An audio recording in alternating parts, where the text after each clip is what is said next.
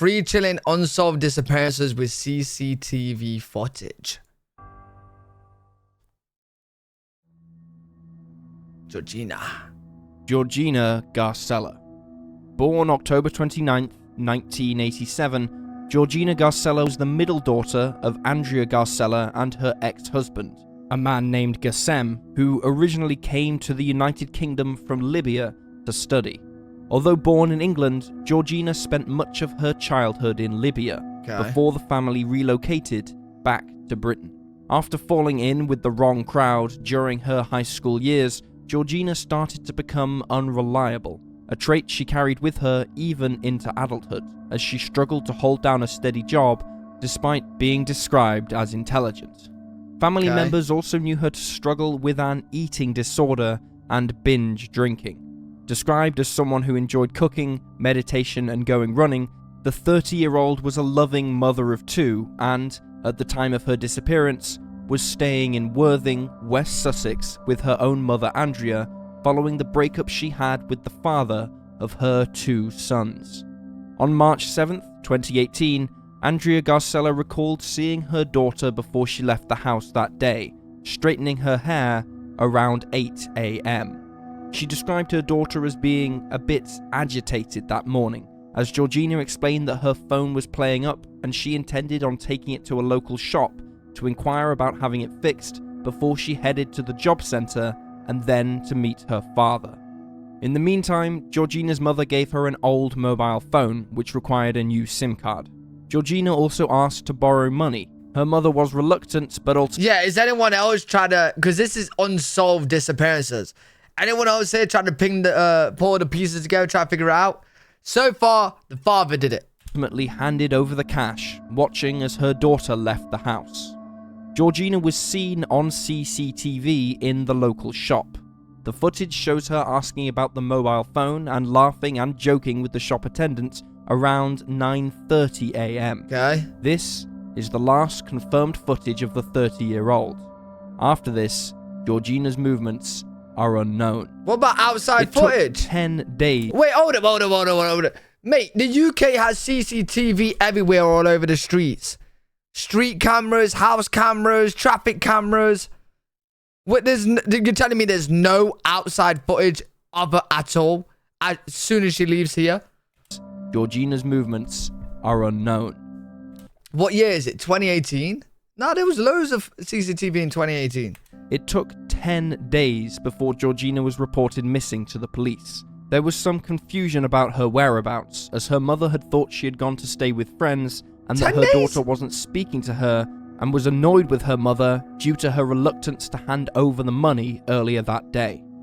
Around March 12th, Georgina's ex-boyfriend called her mother saying he couldn't reach her, and after asking around, Andrea Garcella found that her daughter had not been seen or heard from since March 7th. Georgina never visited the job centre, nor did she turn up to the meeting she had arranged with her father, Gassem. Police found that her phone... Yeah, what? Bro, you think she's with her friends for 10 days? It took 10 days? Nah, that's crazy. ...hadn't been used to send messages since 3 a.m. on the morning of March 7th. The last time it pinged at a cell tower was between 11:30 and 11:45 a.m. in the Worthing area. Her bank account had not been touched, and despite the large number of CCTV cameras in the Worthing town centre, there exists only one other potential recording of the 30-year-old. Show us. The footage is believed to be of Georgina and shows her accompanied by another woman and carrying shopping bags. That looks like her. The footage is from around 3 p.m. on the same day that she went missing. The unknown woman has not been identified as of yet, and no one has come forward to name her. In October of 2018, Georgina's case was featured on Crime Watch, and Sussex police offered a £5,000 reward for information regarding her whereabouts. What? Law enforcement interviewed her friends, family, and ex-boyfriend. All were cleared of suspicion. They also searched her home, but found nothing to help them move forward in the investigation. But Georgina's family did not sit idly by as police carried out their inquiries. I'm a bit mind blown here, yeah? Because, like, UK is a very small place. She's not in the countryside. She's in a city. It's quite crowded, right? She's near Liverpool. I mean, London. Yeah? How is there no CCTV? How is there no way to follow where she's going? How she just disappeared? They actively made video appeals, created a Facebook page, put up flyers, and later created a reconstruction of her last known movements, trying desperately to shed light on the case of their missing loved one.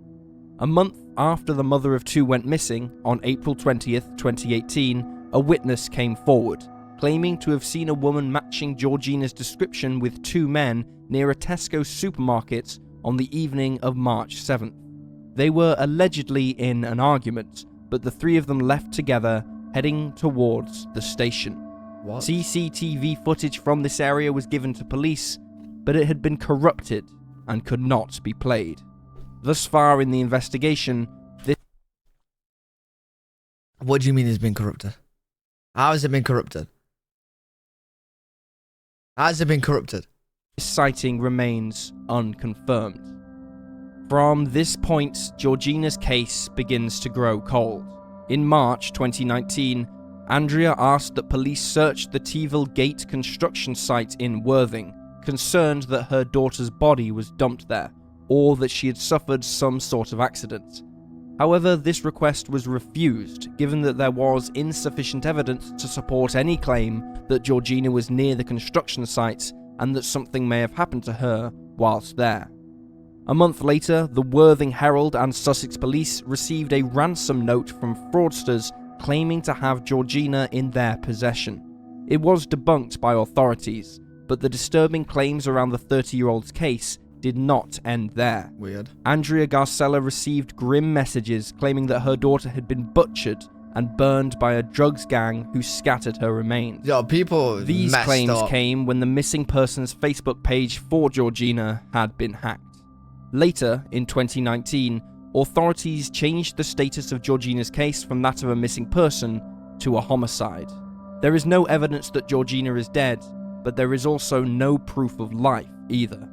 Andrea fears a number of things: that her daughter has fallen victim to sex traffickers, has been abducted, or has met a dark fate at the hands of a stranger, citing that Georgina could be, quote, too trusting. It has now been over 2 years since Georgina went missing, and a £10,000 reward is now being offered for information on her whereabouts.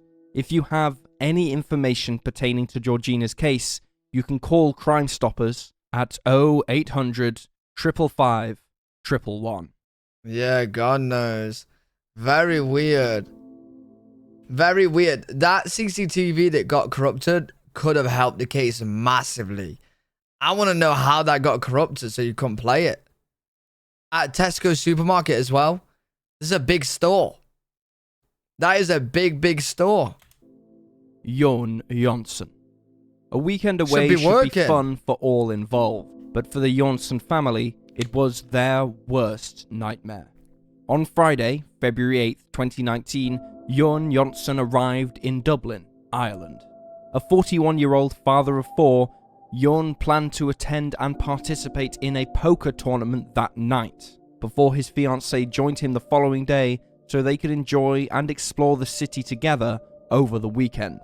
Described as a kind, caring and level-headed man, the taxi driver, originally from Iceland, had no other friends or family in Ireland at the time of his disappearance. It is widely believed by all of those around him that he was in good mental health and had been looking forward to the trip. Okay. Jon's fiancée, Jana, arrived on February 9th around 10 AM, and after meeting Yon in their room, she headed down to the hotel bar for coffee alone. It was during this time that her fiancé left the hotel, although why is still unknown. Yon was captured on CCTV leaving the Bonington Hotel. Oh, how tall is she? Or how small is he? Jesus! At 11:05 AM.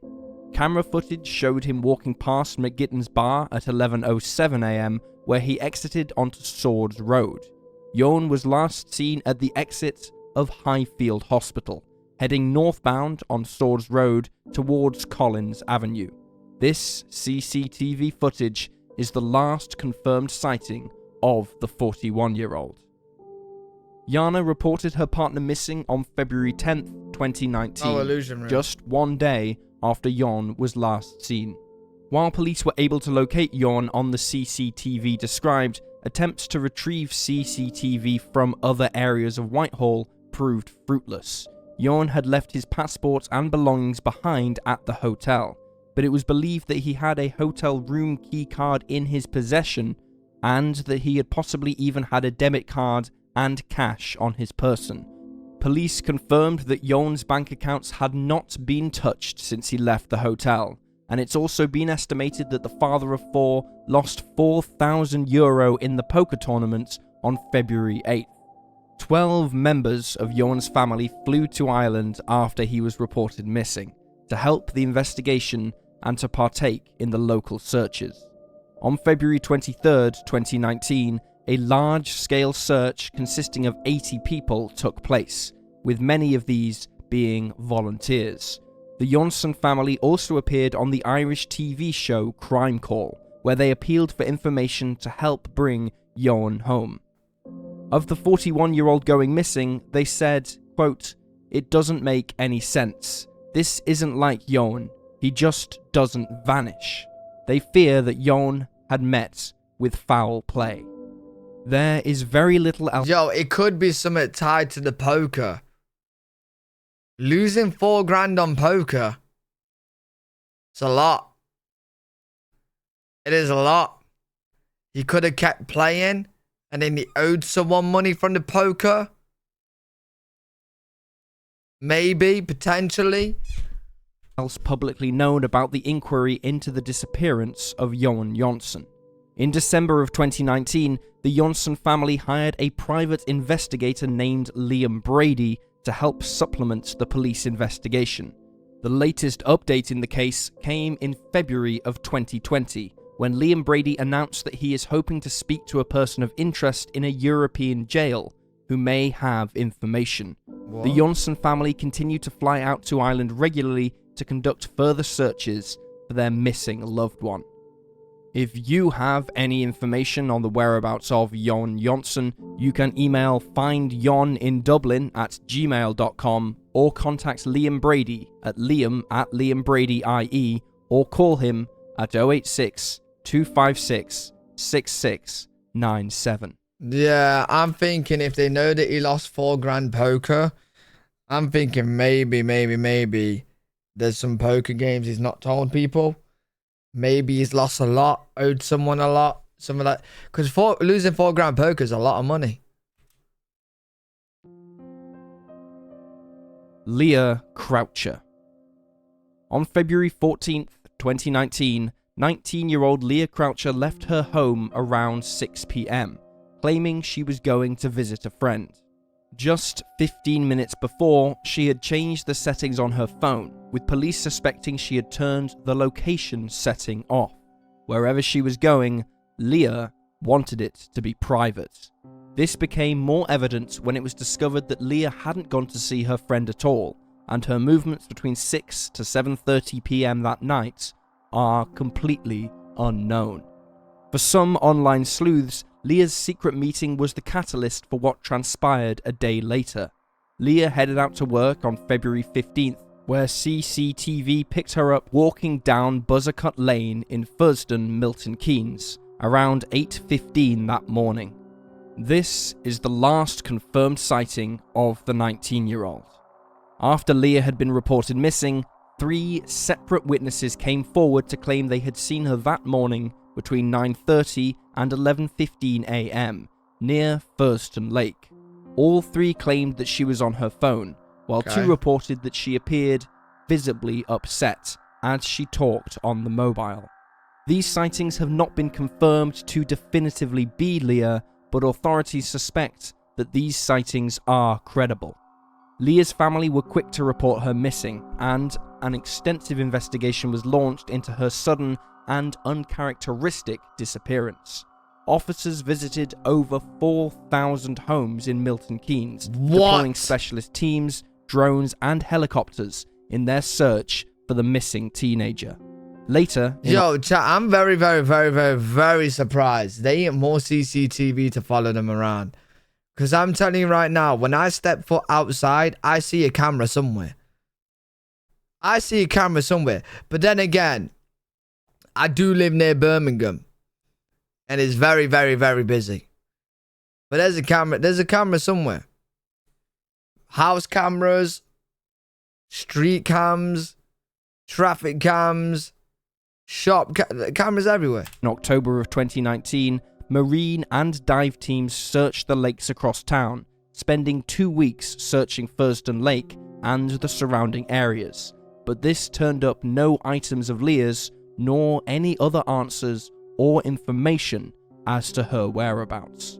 Described as a homebody and a girl who enjoyed reading fantasy fiction and... It's very interesting how she turned her location off, though, literally 15 minutes before she left. And she just turned off her location. spending time with her family over going out to a pub or club, Leah's family opened up during the initial investigation, describing how the 19-year-old had changed in recent months. They claimed she had become moody and argumentative, and often sulked in her room for hours on end. It wasn't until the investigation was opened into her disappearance that they found out what might have been the cause of the behaviour they were putting down to her simply being a teenager. It was revealed that Leah had been seeing an older man. He was around 27 years old and engaged to another woman.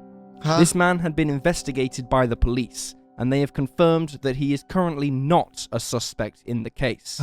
He has an alibi for the time that Leah went missing. What, with the wife? The family appear to have their suspicions about this unnamed man. Leah's older brother, Hayden, was issued with a restraining order in May of 2019 after threatening him. That same month, Hayden posted on social media that the man had groomed and mistreated his sister. In February 2020, Leah's father, John, said he believed a man was withholding key information about the case and accused the unnamed person of being a selfish person and that the situation was, quote, destroying his family. Wait. The dad knows that somebody knows something and he ain't saying? Well, I'm telling you right now, if I was the dad, he would have no choice to say. I've seen a lot of movies. I've seen a lot of shows on how to get information out of people. I'll be buying the most medieval torture devices you can see known to man. You're saying something about my daughter. You're saying it. You are saying something, bro. He added that he would publicly name the man if he does not come forward. It is not clear whether John is referring to Leah's boyfriend, but many suspect he is. Of this matter, hey, for your daughter, I don't care if I go to prison. You're telling me where she is, if she's alive or dead. I need to know. CI Andy Howard and the Thames Valley Police agreed that some people potentially hold more information about Leah's life than they are willing to share with police so far. However, he was less convinced about whether those people would know why she disappeared. Briefly, in May 2019, it was suspected that a severed foot found in Lincolnshire possibly belonged to Leah, but this possibility has since been ruled out. Police continue to thoroughly investigate Leah's case. An anniversary appeal this year turned up 20 new reports of information or potential sightings from various areas across the UK. The 19-year-old's phone and bank accounts have been inactive since she went missing. Meanwhile, tragedy continues to haunt the Croucher family. In November of 2019, Hayden Croucher, just 24 years old, took his own life after struggling to cope with the disappearance of his sister, whom he was very close to. If you have any information about the whereabouts of Leah Croucher, you can call Crime Stoppers on 0800 555 111. And there you have the facts. Crazy. Very interesting that they was all in the UK, because you don't really hear too many stories of like disappearances. And I'm very surprised there wasn't more CCTV than that. Like more ways to like pinpoint the location. Crazy. Weird vibes from the brother. Yeah, very strange. The dad knows somebody's holding information and ain't doing anything about it. Yeah, do you reckon it was the brother? Because maybe that's why the dad hadn't done anything about it. No, but then the brother got a restraining order, threatening. I don't know. Confusing, bro. Something weird's going off. Something weird is going off. Yeah, it's very strange how they know stuff. They like the family knows people that knows stuff, and he ain't saying. And now with the dad exposing who knows stuff, the names. Like, bro, if that was my daughter, I'm exposing your name. I'm smashing your face in. Like, bro, like, you're gonna say. I don't know, very weird.